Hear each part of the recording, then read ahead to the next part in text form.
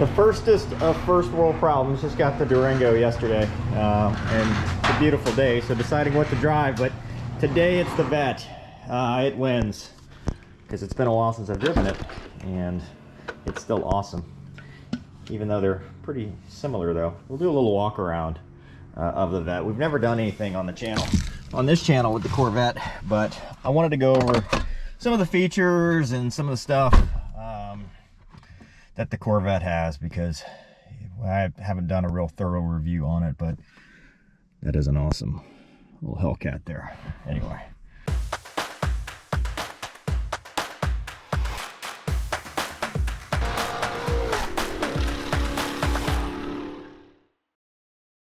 Let's do the cold start.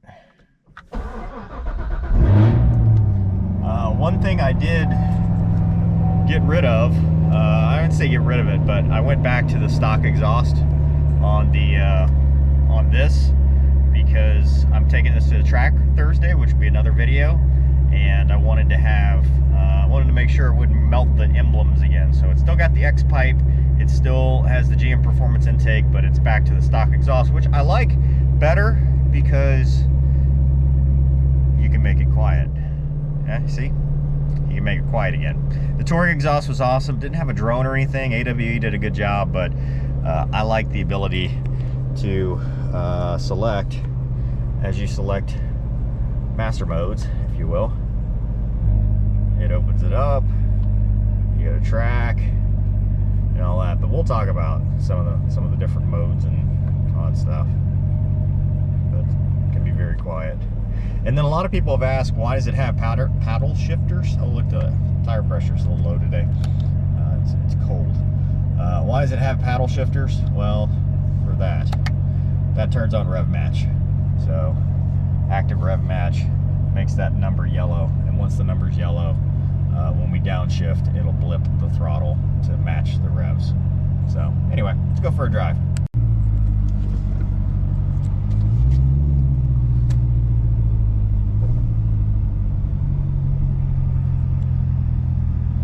Okay, while we're looking at features, obviously it's got the front-facing camera, front and rear, so backup camera, all that stuff. I like the front camera.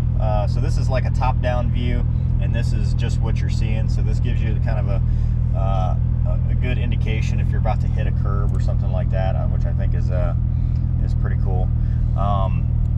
Obviously, this is 2019, so the software is a little older from what GM has now, but same thing, all the apps that everything has, CarPlay, all that stuff. If you go to the PDR, yep, PDR is cool. I've used it on some of my videos as well. I like that it has that, because it gives you all the timing information, everything, with the GPS overlay. Settings are pretty cool. You can tie engine sound management to the mode. So right now I've got it in auto, which means anything that I change, like right now I'm in sport, I go to touring, it'll close the valves, or track it leaves wide open, or you can have it set here. I used to run sport all the time regardless, but I like being able to, like if I'm on the phone or something, closing the exhaust there to make it quiet if I need to. Steering, I always leave in sport, but you can also change that to what the selector is. And then changing the selector itself actually changes. You can have it tied to the mode on the display, which I don't. But obviously track, and if you go to track, you can change the different performance traction modes: wet, dry, Sport 1, Sport 2, and then race, which turns off the active handling. I run Sport 1 on the track at all times. That's just me. I'm paranoid. But some people, run higher modes and stuff. When you're in track mode, though, you got your performance indications. ELSD tells you if your tires are heating up, what horsepower you're running, battery voltage, oil pressure, all that stuff. But in order to change the type, you'd have to go to your settings, options, display theme, and then you can link that to the drive mode. And see there, now it's linked. So now I'm in track mode. And if I go back up to performance, it gives me all the data that I need or would want. 0 to 60, G-forces, G's. This is what I run when I'm at the track. It just gives you a good data point, gives you your lap times, all that stuff. So you know that all real time. I'll start out making sure the tires are warm, which we'll do on Thursday.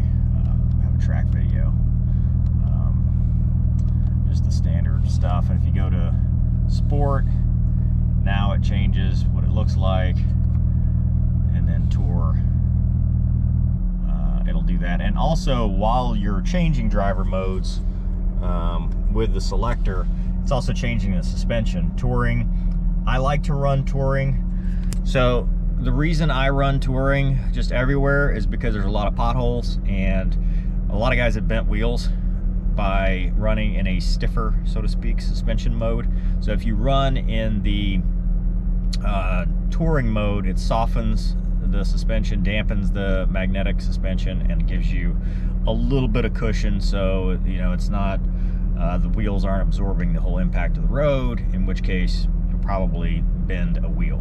So that's why I do it. But anyway, people have said, you know, build quality is not great, but I mean, I think this is all really nice. I mean, even the Durango that I think is nice. Maybe I have terrible taste, but you know, I think it's all pretty good.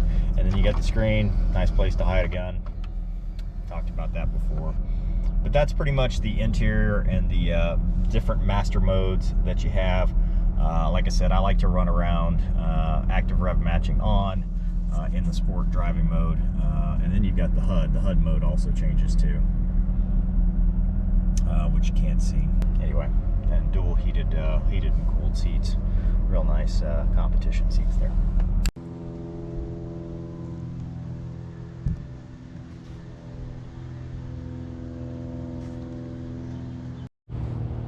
All right, so we haven't really done a full walk around.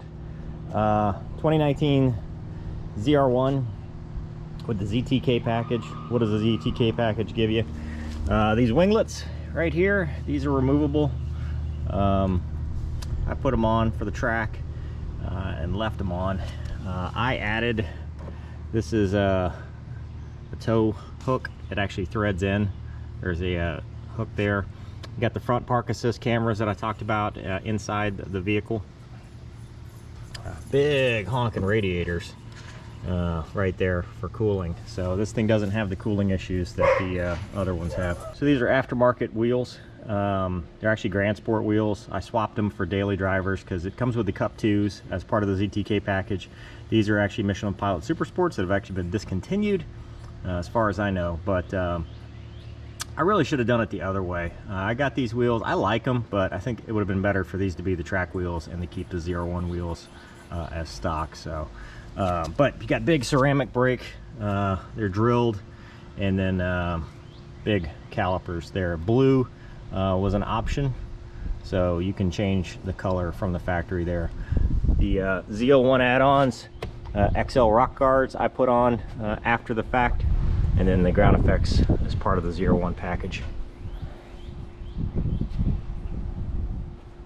can see here it's all functional heat extractors as well. Carbon fiber or carbon colored mirrors was part of what I ordered from the factory.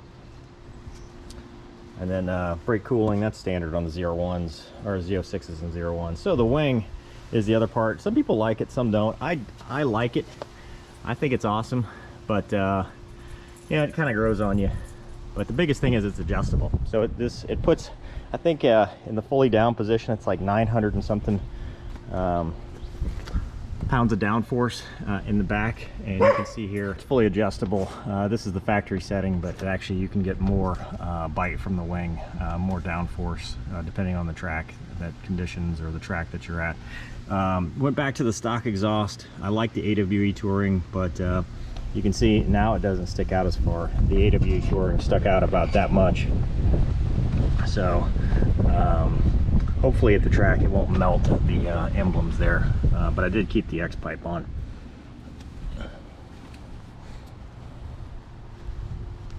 Walking around to the other side, not much else to talk about.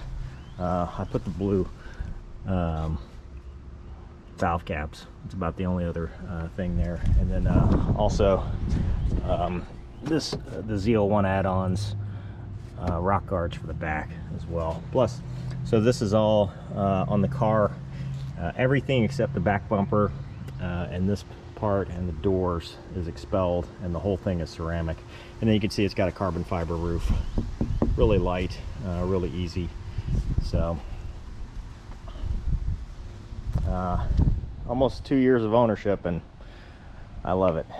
It's a awesome car, really fun, manual transmission, 800 horsepower. We dynoed something like 712 or whatever at the wheels. You can check out that video, but really great car, a lot of fun to drive. Also have that bad boy. We'll talk about that on a later video, but or go to my other channel. You can see the taking delivery video, but 1500 horsepower in the garage is not a bad thing. Very American. So hope you guys enjoyed this video. Thanks for watching. See you next time.